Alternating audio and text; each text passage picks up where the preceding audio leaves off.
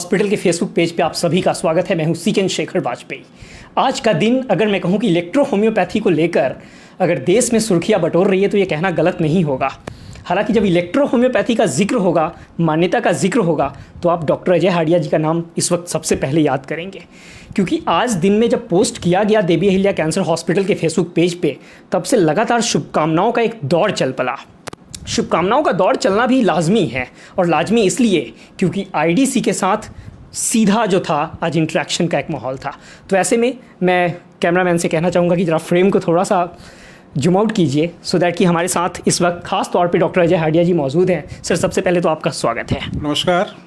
आज का दिन बहुत खास, लेकिन इस दिन का इंतज़ार भी बहुत लंबे समय से था। सबसे पहला रिएक्शन आज के दिन को लेकर क्या है सर? निश्चित बिल्कुल है। हम लोग जब से गवर्नमेंट ने इंटर डिपार्टमेंट कमेटी बनाई है, तब से लगातार 2018 से MPRD of electropathy storm medicine और देवी अहिल्या हॉस्पिटल ने जो प्रपोज़ल करता है, उस प्रपोज़ल करता के रूप में हमने अपना प्रोजेक्ट सबमिट किया था और गवर्नमेंट ऑफ इंडिया ने हमारे प्रपोज़ल को एक्सेप्ट किया। और इसके साथ ही एक हमारी मान्यता की यात्रा प्रारंभ हुई। और इसके बाद पहली मीटिंग जो हुई थी 2018 में, उसमें हमने अटेंड किया। 2019 की मीटिंग अटेंड की। इसके बाद में एक मीटिंग लाई हुई, जिसकी हमें कोई भी सूचना हमारे जो जॉइंट प्रोपोजलिस्ट थे उन्होंने हमें नहीं दी। ये दुर्भाग्य था, चूँकि हमने हमारा जो भी फैक्ट था, हमारी जो चीज़ें थी, हमने सब हमारे जो जॉइंट प्रोपोजलिस्ट थी हमने उनको सबमिट किया, परंतु उन्होंने हमारी एक भी बात को गवर्नमेंट के सामने पुटअप नहीं किया। अभी हाल ही में जब दोबारा से गवर्नमेंट ऑफ इंडिया ने जब लास्ट मौका दिया, तो इसके लिए भी हमने हमारे जॉइंट प्रोपोजलिस्ट को, जो उनके हेड हैं, उनसे हमने बात की और उनसे निवेदन किया कि देवी अहिल्या हॉस्पिटल क्लिनिकल रूप में काम कर रहा है। पूरे देश में एकमात्र 100 बेडेड हॉस्पिटल है और जो कैंसर जैसी घातक बीमारियों का इलाज कर रहा है, रीनल का ट्रीटमेंट कर रहा है, अन्य डिसीज़ का इलाज कर रहा है। तो हमारे पास लगभग 6000 मरीज़ का डाटा है। उन्होंने कहा कि आप हमें अपना प्रपोजल भेजिए। हालांकि मुझे लगता है कि इस क्वेश्चन का जवाब जो है जरा सी देर में लूँगा, क्योंकि तमाम लोगों की निगाहें आज इन्हीं सवाल और जवाब पे टिकी है।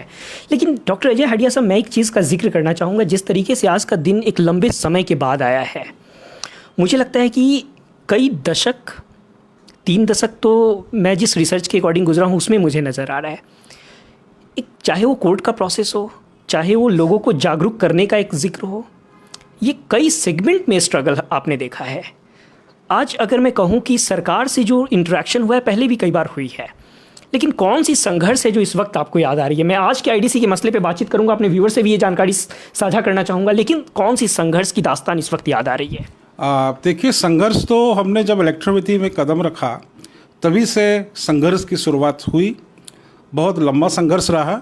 हमने 93 में हमने जब इसका कॉलेज स्टार्ट किया, तब हमें गवर्नमेंट ने रोकने का प्रयास किया। इसके लिए हमें हाई कोर्ट जाना पड़ा। हाई कोर्ट गए, हमारे फेवर में स्टे हुआ और उसके बाद में 2001 के अंदर डिसीजन आया और वो डिसीजन इलेक्ट्रोपैथी और हमारे फेवर में था। उसके बाद में हमने स्टेट गवर्नमेंट को हमारा प्रपोजल दिया। स्टेट गवर्नमेंट ने इसके रिकग्निशन के लिए एक कमेटी बनाई और इसके बाद में गवर्नमेंट ने इसके लिए एक वर्कशॉप का आयोजन किया, जो 2 दिवसीय वर्कशॉप था। और उसके अंदर उन्होंने इलेक्ट्रोपैथी की मान्यता के लिए बहुत सारे प्रश्न हमसे किए। 5 क्वेश्चन उन्होंने किए, हमने उसका रिप्लाई दिया और वो भी एक संघर्ष का दौर था। और लेकिन अगर मैं एक सवाल पूछूं कि वो जो गवर्नमेंट की तरफ से जो रोकी गई थी, क्यों रोका गया? देखिए, हुआ क्या कि जब हमने अपना प्रपोजल दिया और प्रपोजल देने के बाद गवर्नमेंट पूरी पॉजिटिव थी, और जब हाई कोर्ट के रिटायर्ड जज की अध्यक्षता में उस कमेटी बनी थी, जिसके अंदर 100 से ऊपर गवर्नमेंट के अधिकारी, आला अधिकारी उसमें मौजूद थे। पूरा मध्य प्रदेश शासन का मेडिकल एजुकेशन डिपार्टमेंट और पूरा हेल्थ डिपार्टमेंट के सेक्रेटरी से लेकर, डायरेक्टर से लेकर, कमिश्नर से लेकर, DME से लेकर, होम्योपैथी, आयुर्वेद, यूनानी के सभी के रजिस्ट्रार, सभी के डायरेक्टर, सभी कॉलेज के डायरेक्टर, प्रिंसिपल, ये सब मौजूद थे। और उनकी उस समय जब इसके रिकग्निशन के लिए एक कमेटी बनी और उस कमेटी ने ये डिसाइड किया कि इलेक्ट्रोपैथी को मान्यता के लिए मध्य प्रदेश चिकित्सा शिक्षा नियंत्रण अधिनियम 1973 की धारा में अलग अलग परिवर्तन करते हुए इसका विधानसभा में बिल पारित हो। ये बहुत पॉजिटिव रिकमेंडेशन था, परंतु उसके बाद में एक कमेटी बनी, 12 सदस्यीय कमेटी बनी। उन्होंने हमसे 5 क्वेश्चन किए, हमने 5 क्वेश्चन का जवाब दिया, परंतु दुर्भाग्य रहा कि सरकार उस समय जो थी उस समय आचार संहिता लग गई और उसके बाद में उस कमेटी ने उसको ये कहा कि इसको होम्योपैथी के साथ में एक सब्जेक्ट के रूप में इसको कर दिया जाए। हमने इसका विरोध किया और उसके बाद में हम संघर्ष अभी करते आ रहे हैं। लेकिन डॉक्टर अजय हाडिया साहब, मुझे अगर मैटी जी की जर्नी पे जाऊं तो तकरीबन वो 1881 का समय था जब इटली में एक ज़बरदस्त प्रोटेस्ट का सामना करना पड़ता है। आप भारत में आएंगे तो अनिल सिन्हा जी को एक लंबे संघर्ष देखना पड़ा, बैन भी की गई चीज़ें। हंगर स्ट्राइक का जिक्र आप अपने संबोधन में कई बार कर चुके हैं। आपके भी संघर्ष में ये सब चीज़ें देखने को मिली है। ये क्या ट्रेडिशन बन गया है कि गवर्नमेंट इस बात पर विचार करने में असमर्थ है कि इस पैथी के लिए हमें क्या करना है? देखिए, मैं सही आपसे बात कहूँ कि आपने जब स्ट्राइक की बात की है तो हमने 98 के अंदर हमने दिल्ली के अंदर बोट क्लब के ऊपर हमारे मध्य प्रदेश से 5000 इलेक्ट्रोपैथी चिकित्सकों ने वहाँ रामलीला मैदान से 5 किलोमीटर की रैली निकाली थी। और उस समय जनता दल की सरकार थी और उस समय हमने इसका एजेंडा उठाया और उन्होंने कहा था कि इसके लिए रिकग्निशन के लिए हम काम कर रहे हैं और जल्दी मान्यता मिलेगी। इसके अलावा हमने भोपाल के अंदर भी हमने एक आंदोलन किया था और आंदोलन का दौर चल रहा है। और ये निश्चित है कि आंदोलन से ही सब चीज़ें होती हैं। और आज हम जिस चीज़ की बात कर रहे हैं कि अब हमारे इलेक्ट्रोपैथी को जो चिकित्सक हैं उनको जन आंदोलन की आवश्यकता है, इलेक्ट्रोपैथी को जन जन तक पहुंचाने की आवश्यकता है। और जन जन तक हमने इलेक्ट्रोपैथी को पहुंचा दिया तो सरकार खुद रिकग्नाइज के लिए मजबूर होगी। लेकिन अगर ठीक इन दास्तानों के ठीक आज की अगर कहानी का जिक्र करूं, डॉक्टर अजय हाडिया साहब, कई लोग मौजूद थे आईडीसी की मीटिंग में। बीएम कटोच साहब कई बातों का जिक्र किए, कुछ टेक्निकल क्वेश्चन ज़रूर थे जिनको लेकर कल से चीज़ें डिस्कशन का एक फेज़ बना हुआ है। लेकिन आज की मीटिंग में जो सबसे बड़ी बात जो आपको नज़र आई, एक लंबे संघर्ष के बाद इस वक्त आज की पूरी जो मीटिंग थी, मुझे लगता है तकरीबन 10:30 बजे शुरू हो गया था, हालांकि ऑफिशियली तकरीबन 20-25 मिनट बाद चीज़ें शुरू हुई, 1:30 बजे के आसपास ख़त्म होती है। कौन सी बात है जो इस वक्त याद आ रही है आपको? देखिए, बात मैं ये कहूँ कि हमने हमारे जो बहुत सारे जो प्रपोजलिस्ट हैं उनके बारे में भी सुना और सभी प्रपोजलिस्ट जो केवल एक ही ढर्रे की बात कहते चले आ रहे हैं और फैक्ट की बात नहीं कर रहे हैं। जो 7 क्वेश्चंस हैं, इन 7 क्वेश्चंस को हम 2018 से हम जिक्र कर रहे हैं और सरकार को हम 2018 से ही वो 7 क्वेश्चनों का रिप्लाई दे रहे हैं, परंतु वो 7 क्वेश्चंस का रिप्लाई अभी तक सरकार को नहीं मिला है। तो यही एक सबसे बड़ा एक ड्रॉबैक है कि हम अपनी सरकार को जो हमारी बात है वो हम कह रहे हैं परंतु सरकार उसको समझ नहीं पा रही है। तो मैंने आज के इस समय मैंने जो अपनी महत्वपूर्ण बात रखी, वो सबसे महत्वपूर्ण चीज़ ये है कि सिस्टम को हम सब जानते हैं कि ये जो सिस्टम है ये इटली का सिस्टम है। 1865 में इसका इन्वेंशन हुआ। काउंट सीजर मैटी ने भी बहुत इसके लिए संघर्ष किया। 1865 से 1867 के बीच उन्होंने 20,000 लोगों का इलेक्ट्रोपैथी ट्रीटमेंट करके उन्होंने अपना स्थान बनाया। इसके बाद वहाँ के जो पोप थे उन्होंने उनको एक सरकारी अस्पताल दे दिया और वो अपना रिसर्च उन्होंने किए और इलेक्ट्रोपैथी को दुनिया में उन्होंने पहुँचाया। लेकिन अगर मैं आईडीसी के तरफ से अगर ये क्वेश्चन अगर आपसे करना चाहूँ, क्या लग रहा है जो पैथी का जो पूरा सिनेरियो इस वक्त बना हुआ है, मैं कह रहा हूँ कि एक पैथी को रिकॉग्नाइज करने की पहल हो रही है और ऐसे में अभी आप 7 क्राइटेरिया का जिक्र कर रहे थे, इसमें मैं देख रहा हूँ the system should have its own fundamental principle of health. मतलब ये सवाल उठाया जा रहा है, ये मसला इतना ईजी इसको हम नहीं ले सकते हैं। आप किसी पैथी के बारे में पहल कर रहे हैं, एक पूरी फौज है EHP की, लेकिन एक फंडामेंटल प्रिंसिपल ऑफ हेल्थ पे क्वेश्चन उठाया गया। बिल्कुल बात ये सही कहा कि फंडामेंटल जो है वो तो सार्वभौमिक सत्य है और उसको हम अपनी बात में यदि हम नहीं सरकार को समझा पा रहे हैं तो ये दुर्भाग्य की बात है। और इसी इन मुद्दों पे ही हमने आज चर्चा की है। और सबसे अहम मुद्दा जो हमारा रहा है, हमने क्लिनिकल डाटा पे हमने बात की। सरकार हमसे क्लिनिकल डाटा के रूप में मांग रही है और देवी अहिल्या हॉस्पिटल पिछले लगभग 30 सालों से क्लिनिकल डाटा पे ही काम कर रहा है। और एक 100 बेडेड हॉस्पिटल हमने 2003 में जो इनॉग्रेशन किया, जिसको हमने नाम दिया था all India institute of electropathy Devi Ahilya hospital, जहाँ पर हमने क्लिनिकल डाटा के लिए वहाँ पे हमने ट्रीटमेंट स्टार्ट किया, पेशेंट एडमिट किए और हमें अमेजिंग रिजल्ट मिलते गए। और आज हम इस स्तर पे पहुँच गए हैं कि जहाँ पर हम दुनिया भर से हमारे पास मरीज आ रहे हैं, भारत के तो हर कोने से आ रहे हैं। हमारे पास बांग्लादेश से मरीज आ रहा है, हमारे पास नेपाल से मरीज आ रहे हैं, हमारे पास यूके से मरीज आ रहे हैं। तो पूरी दुनिया से मरीज हमारे पास आ रहे हैं। अभी एक मरीज हमारे पास जापान से आए थे। तो क्यों आ रहे हैं? क्योंकि इलेक्ट्रोपैथी की गूंज आज पूरी दुनिया में हो गई है।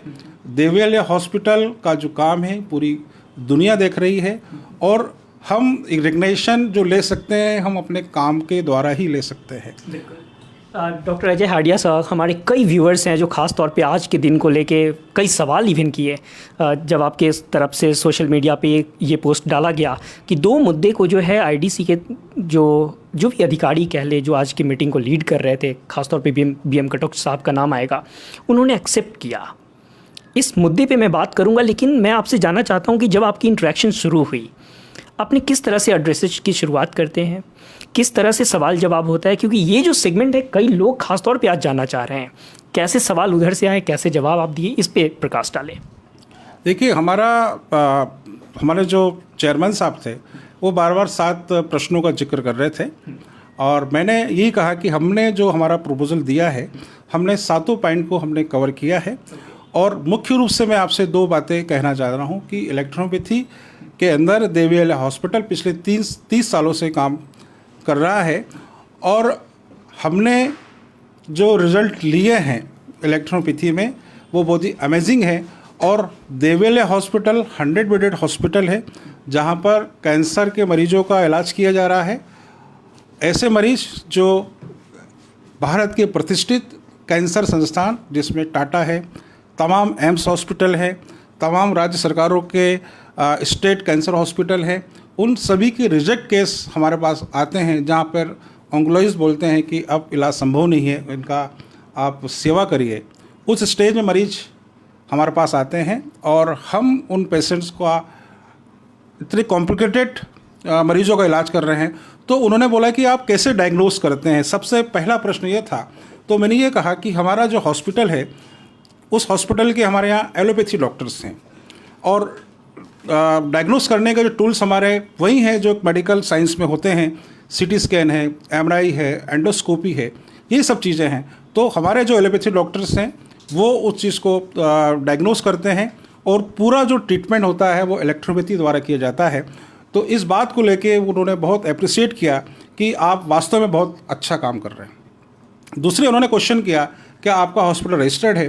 तो हमने ये बात कही निश्चित ही कि हमारा जो हॉस्पिटल है मध्य प्रदेश शासन, हमारा जो CHO डिपार्टमेंट है उससे रजिस्टर्ड है। उन्होंने कहा कि इलेक्ट्रोपैथी के लिए संबंध में आप कहेंगे, तो मैंने कहा मध्य प्रदेश शासन ने इसमें आदेश जारी किया है कि इलेक्ट्रोपैथी की प्रैक्टिस आप कर सकते हैं, हॉस्पिटल रन कर सकते हैं, क्लिनिक आप रन कर सकते हैं। चूँकि अलग से अभी इसका रजिस्ट्रेशन का प्रावधान नहीं है तो इसलिए वो रजिस्ट्रेशन नहीं हुआ है और इस प्रकार से हम अपना सिस्टम चला रहे हैं। Okay, all right. और यहाँ पे कई व्यूअर्स का भी सवाल है, लेकिन व्यूअर्स के सवाल को मैं थोड़ी देर के लिए पॉज जरूर करूँगा, जरा सी देर में आप तमाम लोगों का सवाल लूँगा। आप लोग भी इस डिस्कशन में अपनी निगाहें बनाए रखें। लेकिन डॉक्टर अजय हाडिया सर, अगर मैं कहूँ कि जो एक मिनिस्ट्री है जो लीड कर रही है चीज़ों को, इस डिस्कशन को आप कितना हेल्दी मानते हैं? जो बातचीत हुई एक पैथी को रिकॉग्नाइज करने के लिए, आप कितना जो आज बातचीत हुई इसको सार्थक मानते हैं? मैं तो इस बातचीत को 100% सार्थक मानता हूं और मैंने आईडीसी के चेयरमैन साहब से मैंने 2 बातें रखी और एक बात मेरा पहला यह था कि हमारा देवी अहिल्या हॉस्पिटल का आपका डिपार्टमेंट एक कमेटी बना के और हमारा इंस्पेक्शन करे, हमारा निरीक्षण करे कि हम किस प्रकार से हमारे मरीजों का इलाज कर रहे हैं, उसका लाइव वो डेमोन्स्ट्रेशन देखे। हमारा क्लिनिकल जो हम काम कर रहे हैं वो उसका रिकॉर्ड्स देखे, और इसी के साथ में उन्होंने इस क्वेश्चन का रिप्लाई दिया कि डॉक्टर हार्डिया आपने बहुत अच्छी बात बोली है, और मैं आयुष डिपार्टमेंट से कहूँगा, सरकार को लिखूँगा कि वो आपका हॉस्पिटल का इंस्पेक्शन करें। दूसरा मैंने एक बात और कही, मैंने कहा सर एक निवेदन आपसे और है कि आप कोई भी सरकारी हॉस्पिटल जो सरकार का हो, जिसके अंदर सब प्रकार के ऐसे पैलेटिव डिसीज़ हम बोलते हैं, जैसे ब्रेन है, हार्ट है, लंग्स है, रीनल है, लीवर है, ये 5 बीमारियां हैं जिसका एलोपैथी में केवल हम मैनेज करते हैं और हम इलेक्ट्रोपैथी से ट्रीटमेंट करते हैं और उसको क्योर करते हैं।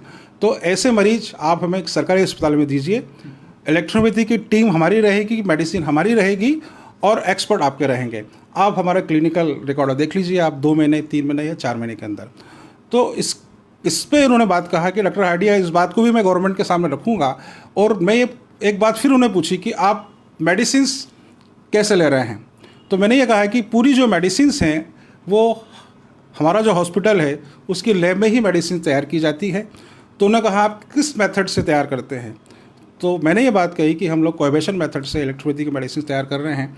तो इसको भी उन्होंने अप्रिशिएट किया और उन्होंने कहा कि आपने बहुत ही बोल्डली अपनी बात को रखा है और हम इस बात को बहुत अप्रिशिएट करते हैं और निश्चित है कि हम आपका इंस्पेक्शन भी करेंगे और आगे की चीज़ को बढ़ाएंगे। लेकिन डॉक्टर अजय हार्डिया साहब, मैं आपसे एक बहुत स्पेसिफिक चीज़ समझना चाहूँगा। जब सार्थक डिस्कशन का जिक्र होता है तो दोनों तरफ से बातें मायने रखती है, और तब जब आप एक बैठक का हिस्सा है, एक तो पक्ष था कि चलो साहब ने आपसे सवाल किया, आपने उसका जवाब दिया, लेकिन और जो लोग थे, जब आप खुद, हालांकि पहला मौका आपको डेफिनेटली नहीं मिला होगा, कई लोग पहले भी हिस्सा बने होंगे, किस तरह की बातचीत का जो सिलसिला था वो देखने को मिला? बिकॉज कल का जो दिन था, मुझे लगता है कि भी मीडिया में कई चीज़ें नहीं चल रही है, या अगर आपके पास अगर इन्फॉर्मेशन हो तो मैं चाहूँगा कि मेरे व्यूअर्स को ज़रूर दें। और आज की जो बातचीत थी जिनमें दूसरे लोगों की एक पार्टिसिपेशन थी, उस डिस्कशन को आप कितना हेल्दी देखते हैं? आप देखिए कि जो गवर्नमेंट और जो आईडीसी चाह रही है वो हमारे प्रोबोलिस्ट, वो सही एक्चुअली जो फैक्ट है वो उसको गवर्नमेंट के सामने पुट अप नहीं कर पा रहे हैं, और बात कर रहे हैं कि इलेक्ट्रोपैथी इटली से तो चली और वो जाके जर्मनी पहुंच गई, और हमारे जो इलेक्ट्रोपैथी के जो प्रोपोलिस्ट हैं वो जर्मनी से बाहर आना नहीं चाहते हैं। सो आर यू सेइंग कि कम्युनिकेशन यहाँ गैप हो रही है? कम्युनिकेशन तो गैप हो रही है, साथ के अंदर गवर्नमेंट ये चाह रही है कि आपने अभी तक क्या किया। हम ये मान रहे हैं कि इलेक्ट्रोपैथी 100 सालों से काम कर रही है, हम 2010 से आपको टाइम देते आ रहे हैं, तो अभी आपने क्या का पिछले 10 सालों में आपका क्या एजेंडा है, आपने इलेक्ट्रोपैथी के लिए क्या काम किया। तो इस बात को जो हमारे प्रोबोलिस्ट हैं वो रख नहीं पा रहे हैं। बात मेडिसिन की हो रही है कि मेडिसिन का निर्माण कहाँ किया जा रहा है, तो एक भी प्रोपोजलिस्ट यह नहीं बता रहा है कि मैं मेडिसिन बना रहा हूँ, वो हिडन अपनी चीज़ों को रख रहा है। तो जब हिडन वो रखेगा तो कैसे, भाई गवर्नमेंट भी जान रही है कि जब हज़ारों या लाखों लोग प्रैक्टिस कर रहे हैं उनको मेडिसिन कहाँ से आ रही है। उन्होंने ये बात भी कही कि आप स्पेजरिक की बात करते हैं, तो स्पेजरिक होम्योपैथी का पार्ट है, हम इसको नहीं मानते हैं। आप क्या काम कर रहे हैं, आप ये चीज़ बताइए। और हमारे जितने भी प्रोपोजलिस्ट हैं वो केवल स्पेजरिक की बात कर रहे हैं, इलेक्ट्रोपैथी मेडिसिन की बात नहीं कर रहे हैं, और यहीं हम फेल हो रहे हैं। और मुझे लगता है कि शायद ये बहुत बड़ी बाधा या चुनौती हो सकती है एक हेल्दी डिस्कशन के लिए। डॉक्टर अजय हार्डिया साहब, एक सवाल मेरे जहन में इस वक्त आ रहा है। एक पक्ष हुआ कि चलो हम लैग कर रहे हैं, लेकिन आप जरा सोचिए कि जिस डेमोक्रेटिक कंट्री का हम और आप हिस्सा हैं, तमाम लोग हिस्सा हैं, वहाँ पे गवर्नमेंट की स्टेप क्या है? हम कह रहे हैं कि भारत में अगर एक पहल हो रही है, हमें इन्फॉर्मेशन मिली कि कुछ लोग जो है इलेक्ट्रो होम्योपैथी में पार्टिसिपेट कर रहे हैं, एक्टिवली काम कर रहे हैं, तो गवर्नमेंट की अप्रोच क्या मिसिंग नहीं आपको नज़र आ रही है? क्या गवर्नमेंट 75 ईयर्स में ये डिसाइड नहीं कर पाई कि हमें भी कुछ रिसर्च करने की ज़रूरत है, तब जब 5 लाख के करीब लोगों की तादाद है? ये बात निश्चित एक सही है कि इसके अंदर गवर्नमेंट का भी इनिशिएटिव बहुत ज़रूरी है, कि गवर्नमेंट अभी केवल एक ऑफिस में बैठ के काम कर रही है और ऑफिस से बाहर आना चाहिए। और जितने भी इलेक्ट्रोपैथी जो डॉक्टर्स हैं जो वास्तव में इसके लिए काम कर रहे हैं, तो सरकार को उनकी हर प्रकार से मदद करना चाहिए। और यदि सरकार ने इस प्रकार से मदद कर दी तो इलेक्ट्रोपैथी बहुत जल्दी रिकग्नाइज भी होगी, और दूसरा है कि इलेक्ट्रोपैथी जन जन तक पहुंच जाएगी। ऑलराइट, सो अब अल्टीमेट मैसेज अगर आज के आईडीसी के मसले को लेकर मैं अगर आपसे पूछूं कि जिस तरीके से चीज़ें रेगुलेट की गई, बीएम खटोक साहब से क्या संदेश होगा? बीएम खटोक साहब तो इलेक्ट्रोमिटी की रिकग्निशन के लिए बहुत पॉजिटिव हैं। उन्होंने दो बातें इसमें कही हैं कि हमें गवर्नमेंट को रिपोर्ट देनी है। उन्होंने 1 महीने का समय दिया है कि आपके पास जो भी अपनी बातें आप कहना चाहते हैं 1 महीने के अंदर आप अपने प्रपोजल के अंदर आप दीजिए हमें। उन्होंने ये नहीं बोला है कि आपको जॉइंट प्रपोजलिस्ट के साथ जाना है। उन्होंने ये कहा है कि आपने जो बात कही है और जो बात और कहना चाहते हैं, उन्होंने 2 क्वेश्चन मेरे से पूछे हैं, उसका जवाब मुझे गवर्नमेंट को देना है और निश्चित है कि मैं इसका जवाब बहुत ही शीघ्र मैं अपना जवाब दे दूँगा। लेकिन अगर मैं अन्य लोगों का भी जिक्र करूं यहाँ पे, जिस तरीके से एक बोल्ड होकर हमें यहाँ पे फेस करने की ज़रूरत है, ख़ास तौर पे ईएचपी के बारे में अगर मैं कंसाइज वे में बात करूँ तो 3-4 चीज़ें बहुत मायने रखती है।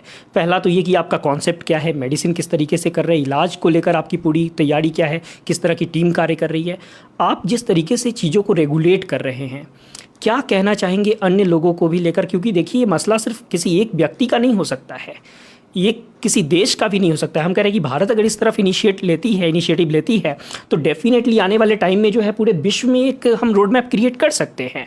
तो अन्य लोगों के लिए क्या संदेश है इससे? देखिए, मेरा तो अन्य सभी इलेक्ट्रोपैथी चिकित्सकों से, सभी संस्थाओं से यही मेरा संदेश है कि देवी अहिल्या हॉस्पिटल आप सभी का हॉस्पिटल है। जितने भी इलेक्ट्रोपैथी चिकित्सक हैं उन सभी का अस्पताल है और यहाँ पर केवल पर्सनल कोई काम नहीं किया जा रहा है, व्यक्तिगत कोई काम नहीं किया जा रहा है, केवल इलेक्ट्रो होम्योपैथी के लिए ही काम किया जा रहा है।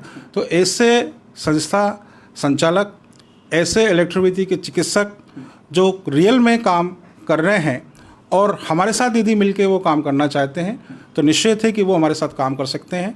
ऐसे भी बहुत सारे इंडिविजुअल हमारे चिकित्सक हैं जो बहुत सारे डिसीज़ पे काम कर रहे हैं और बहुत अच्छा रिजल्ट ले रहे हैं। तो यदि वो क्लिनिकल ट्रायल करना चाहते हैं तो वो निश्चित हमारे हॉस्पिटल में आएँ, अपनी मेडिसिन लेके आएँ और यहाँ पे उनको मरीज मिलेंगे और अपना वो क्लिनिकल ट्रायल यहाँ पे करके और अपना डाटा अपना कर सकते हैं। तो ये देवी अहिल्या हॉस्पिटल हर इलेक्ट्रोपैथी चिकित्सक का है और वो अपना मान के इस अस्पताल में हमारे साथ जुड़ के काम कर सकता है। सो अगर इसको मैं दूसरे तरीके से अगर जिक्र करूँ तो मतलब आप एक ओपन फोरम यहाँ पे अनाउंस कर रहे हैं जहाँ पे तमाम लोग प्रैक्टिस कर सकते हैं, एक चीज़ों को यहाँ से निकाल सकते हैं।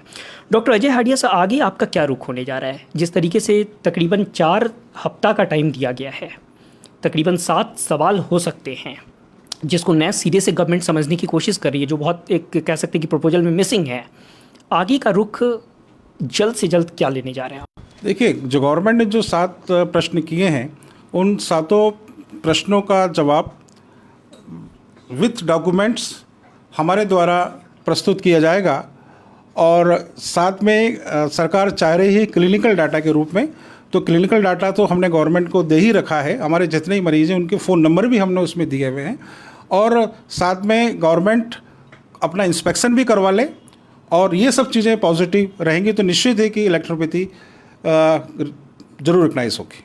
ऑलराइट, और यहाँ पे अब मैं जो है अपने कुछ व्यूअर्स का सवाल यहाँ पे साफ तौर पे लेने जा रहा हूँ। कई लोग हैं जो अपनी प्रतिक्रिया साफ तौर पे यहाँ पे साझा कर रहे हैं, लेकिन इसके पहले कुछ लोगों की ऐसी भी प्रतिक्रिया है जो अपना एक ओपिनियन यहाँ पे शेयर कर रहे हैं। लेकिन कई लोगों का जो सवाल है वो है साफ़ तौर पे जो मैं सवाल ले रहा हूँ, कई लोग कॉन्ग्रेचुलेशन तो लिख रहे हैं, कई लोगों का जो सपोर्ट है वो साफ़ तौर पे दिख रहा है। कुछ लोग कह रहे हैं कि I am proud of you. तो लगातार डॉक्टर अजय हाडिया साहब मैं कह सकता हूँ कि लोगों का समर्थन मिल रहा है। तो अपने व्यूअर्स के लिए इस वक्त क्या कहना चाहेंगे? एक बड़ा दिन तो था, बड़े दिन जब आप सरकार के सामने सवाल और जवाब के रूप में नज़र आते हैं तो कई बातों का जवाब जो है हमें ना सिर्फ जवाब के तौर पर देना पड़ता है बल्कि उन्हें संतुष्ट भी करना पड़ता है। अपने फॉलोवर्स से क्या कहना चाहेंगे साहब? मैं अपने फॉलोवर्स से यही कहना चाहूँगा कि आपको किसी प्रकार की चिंता करने की आवश्यकता नहीं है। इलेक्ट्रो होम्योपैथी का रिकग्निशन 100% होगा। ऐसे बहुत सारे हमारे जो चिकित्सक हैं, बहुत सारे जो लोग हैं जिन्होंने मुझे बार बार वो क्वेश्चन अराइज करते हैं क्या इलेक्ट्रोपैथी रिकग्नाइज होगी, और मैं ये कहना चाहूँगा कि मुझे 100% नहीं, मुझे 1000% मुझे पूर्ण विश्वास है कि इलेक्ट्रो होम्योपैथी बहुत शीघ्र रिकग्नाइज होगी। और सरकार से हम रिकग्निशन के लिए हम कोई भीख नहीं मांग रहे हैं। हम अपने कार्यों से, हमारे रिकॉर्ड से, हमारे डाटा से हम सरकार को इतना मजबूर करेंगे कि सरकार हमें 100% हमें रिकग्निशन देगी। ऑलराइट, और मुझे लगता है कि अब सीधा सवाल ले लेते हैं यहाँ पे। पहला जो सवाल मैं लेना चाहूँगा, डॉक्टर परमानंद चंद्रवंशी जी लिख रहे हैं कि 5 एलिमेंट्स के बारे में क्या बात हुई। आई मीन वही 7 एलिमेंट्स का जिक्र हो जाए जो कैरिटेरिया पे जो बात हो रही है। हालांकि ये सवाल का जवाब शॉर्ट में मैं चाहूँगा कि हाँ, देखिए, क्राइटेरिया के बारे में तो हमने ऑलरेडी जो चीज़ें हैं गवर्नमेंट को हमने सबमिट कर रखी है। जो 7 क्राइटेरिया उन्होंने मांगे हैं। जो आपको जो लेटर दी गई थी, क्या उसमें भी इस बात का जिक्र? नहीं, उन्होंने हमें जो लेटर दिया है उसमें उन्होंने हमसे क्राइटेरिया नहीं मांगा है। उन्होंने केवल हमसे इंस्ट्रक्शन किया है कि आप अपना पक्ष क्या रखना चाहते हैं, और हमने हमारा पक्ष रखा है। और हमने ये बात भी कही कि ये जो जॉइंट प्रोबेबलिस्ट ने जो चीज़ें दी हैं, क्योंकि मैं खुद भी जॉइंट प्रोबेबलिस्ट में हूँ, तो उनकी मैं बहुत सारी चीज़ों को मैं एक्सेप्ट करता हूँ। और साथ में क्लिनिकल डाटा के रूप में मैं आपसे बात करने आया हूँ कि क्लिनिकल डाटा देवली हॉस्पिटल के पास मौजूद है, और इसका निरीक्षण करा लीजिए और उसको आप देख लीजिए अपनी नज़रों से। और यहाँ पे अगला सवाल मैं लेना चाहूँगा, डॉक्टर अनिल श्रीवास्तव जी लिखते हैं, उनका सवाल है कि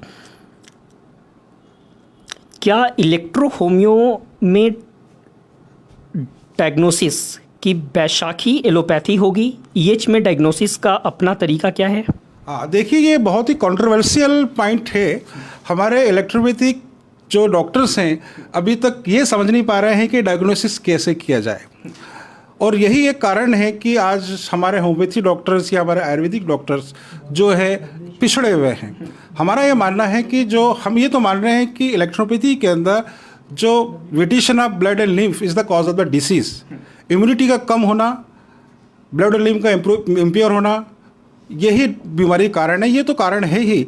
साथ के अंदर हमें साइंटिफिकली रूप से, मेडिकली रूप से हमें पैरेलल अपने आप को सिद्ध करना होगा, और इसीलिए हमें जो डायग्नोसिस करना है, यदि हमें किसी को हार्ट अटैक आया है तो क्या इसके लिए हमें ईसीजी तो करना होगा। तो ये हमें कैसे पता लगेगा कि इसको हाइपरस्टिटी की वजह से अटैक आया है या उसको कार्डियक प्रॉब्लम हुआ है? तो ईसीजी करना, कोई डायग्नोस्टिक टूल का यूज़ करना, कोई इसमें वो नहीं है। तो हमें डायग्नोस्टिक टूल का तो इस्तेमाल करना ही होगा। यदि पेट के अंदर आपको, स्टमक के अंदर आपको अल्सर है तो आपको एंडोस्कोपी करना होगी। यदि आपको लीवर में कोई प्रॉब्लम है तो आपको सोनोग्राफी करानी होगी, आपको सिटी स्कैन कराना होगा। तो जब तक आपको डायग्नोसिस नहीं करेंगे तो आप कैसे उसका ट्रीटमेंट कर पाएंगे? तो डायग्नोसिस, हालांकि सवाल है कि क्या बैसाखी एलोपैथी को समझा जाए? नहीं, ये एलोपैथी की बैसाखी नहीं है। जो क्या टेक्नोलॉजी बोल सकते हैं? बिल्कुल, ये टेक्नोलॉजी है, मेडिकल साइंस के है। जो फिजिक्स के प्रोफेसर हैं, फिजिक्स के जो स्कॉलर हैं, उन्होंने ही सिटी स्कैन ईजाद किया है, उन्होंने ही सोनोग्राफी ईजाद की है, उन्होंने ही एक्सरे का ईजाद किया है। ये कोई एलोपैथी डॉक्टर ने नहीं किया है। और किसी एक पैथी के लिए आपका संदेश है कि नहीं फिक्स कर सकते? बिल्कुल, ये किसी एक पैथी के लिए नहीं है। हमें तो ये टूल्स हैं, ये डायग्नोस्टिक टूल्स हैं, और हम इसका इस्तेमाल करके बेहतर तरीके से हम एलोपैथी डॉक्टर्स के पैरेलल हम अपने साइंस को खड़ा कर सकते हैं। और हम क्योंकि क्लिनिकल डाटा की जो बात की जा रही है, तो कैसे करेंगे? जब पेशेंट आया है तो हम पैथोलॉजी करके देखेंगे कि एक पेशेंट है जिसको टाइफाइड है, और उसका यदि काउंट या उसका प्लेटलेट्स यदि गिर गया है, उसका प्लेटलेट्स यदि 20,000 हो गया है, तो उसको आपको डायग्नोस करने के लिए पैथोलॉजी का तो सहारा लेना पड़ेगा ना। आपको यदि ट्रीटमेंट करना है और उसका नॉर्मल यदि प्लेटलेट्स काउंट उसका 1.5 लाख चाहिए, तो आप कैसे पता कर पाएंगे?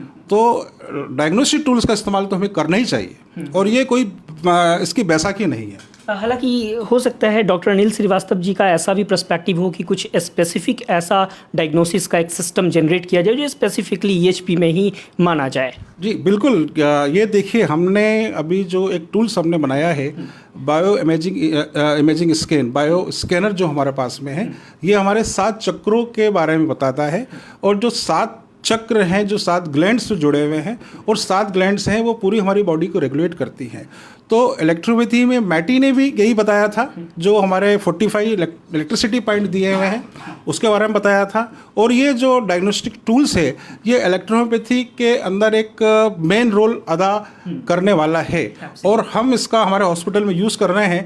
हमारे पास ऐसे पेशेंट्स आते हैं जिनका इम्यूनिटी लेवल बहुत कम है, और हम जब 7 चक्र हम देखते हैं तो हमें पता लगता है कि उसको यदि कोई बीमारी है और कौन सा चक्र उसका वीक है, और हम वहाँ पे हम ट्रीटमेंट करते हैं, तो उससे उसका जो चक्र है वो बढ़ जाता है, एनर्जी लेवल उसका बढ़ जाता है। हालांकि डॉक्टर अनिल श्रीवास्तव जी का एक सवाल और है, मैं जल्दी से ले लेता हूँ। पहले यह बताया जाए कि दूसरी पैथी को फार्माकोपिया को कब तक ईएच की फार्माकोपिया बताया जाएगा, और यह बताया कि क्या है, क्यों इतनी तेज काम क्यों कर रही है। देखिए, ये बात श्रीवास्तव जी बहुत अच्छी बात कही है कि हमें दूसरों के फार्माकोपिया को नहीं लेना है। आईडीसी ने भी यही बात कही है कि हमारे जो प्रपोजलिस्ट हैं वो स्पेजरिक की बात कर रहे हैं, तो स्पेजरिक होम्योपैथी का पार्ट है। हमारा ये बोलना है कि मैटी ने जो बात किया है, काउंसलर मैटी जी ने बोला है कोएबेशन मेथड से मेडिसिन को तैयार करना, और वही हमारा एक फार्माकोपिया है और वही हमारा स्टैंड आईडीसी के सामने रहा है। ऑल राइट, और अगला सवाल मैं यहाँ पे साफ तौर पे लेना चाहूँगा। कई लोग हैं जो इस वक्त विशेष तौर पे जुड़े हुए हैं, कई लोगों का सपोर्ट यहाँ पे मिल रहा है। माफ़ी चाहूँगा, सब लोगों का नाम लेना थोड़ा सा ज़रूर मुश्किल होगा, लेकिन मैं चाहूँगा कि ultimately doctor Ajay Hadiya sir से भी मैसेज ले लूँ। और आगे जो है, एक डॉक्टर नरेंद्र जी लिखते हैं कि सर जी, क्या बाकी पैथी रिकॉग्निशन भी इतने कठिन एग्ज़ाम से गुजर के हुआ है? डॉक्टर अजय हाडिया साहब। देखिए, निश्चित है कि जैसे जैसे टेक्नोलॉजी बढ़ती जा रही है, जैसे जैसे, क्योंकि जब हमारा देश आज़ाद हुआ था उस समय एलोपैथी के अलावा कोई भी साइंस रिकग्नाइज नहीं था, आयुर्वेद भी रिकग्नाइज नहीं था। तो आयुर्वेद का रिकग्नाइजेशन आज़ादी के बाद हुआ है, होम्योपैथी का रिकग्नाइजेशन आज़ादी के 30 साल बाद हुआ है। मुझे लगता है 70 के दशक में, बिल्कुल 73 में होम्योपैथी रिकग्नाइज हुई है, 53 के अंदर आयुर्वेद रिकग्नाइज हुआ है, और इलेक्ट्रोपैथी के रिकग्नाइजेशन का मामला भी 1988 से चल रहा है। और आज 1988, आज हमें लगभग 28-29 साल हो गए हैं इसको।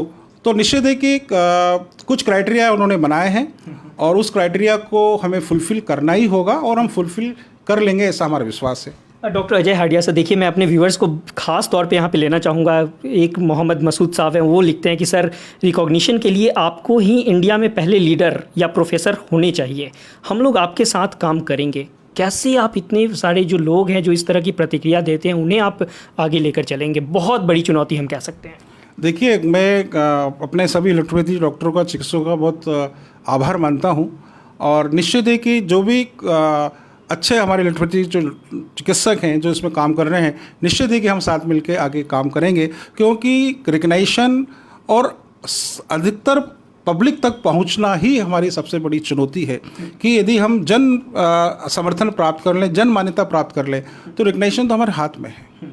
हालांकि कुछ ऐसे भी लोग हैं जो थोड़ा सा कंट्रोवर्शियल शब्दों को कह सकते हैं कि बियॉन्ड जाके चीज़ों को लिख रहे हैं मैसेज, हालांकि उनका भी लेना हमारे लिए महत्वपूर्ण हो जाता है कि वो क्या सोचते हैं। ऐसे में दिनेश कुमार जी लिखते हैं कि क्या कुछ इलेक्ट्रो होम्योपैथ ऐसे भी हैं जो बिजनेसमैन इलेक्ट्रो होम्योपैथी की मान्यता में बाधा डाल रहे हैं, ऐसा ताकि उनका बिजनेस बंद ना हो जाए। उनका काम सिर्फ आलोचना करना होता है, क्योंकि उनको जलन होती है कि वो चाहते हैं कि उनसे कोई ऊपर ना चला जाए। हालांकि थोड़ा सा बियॉन्ड शब्दों का इस्तेमाल हो रहा है, लेकिन मैं चाहूँगा कि एक छोटी सी प्रतिक्रिया इस पर भी हो जाए।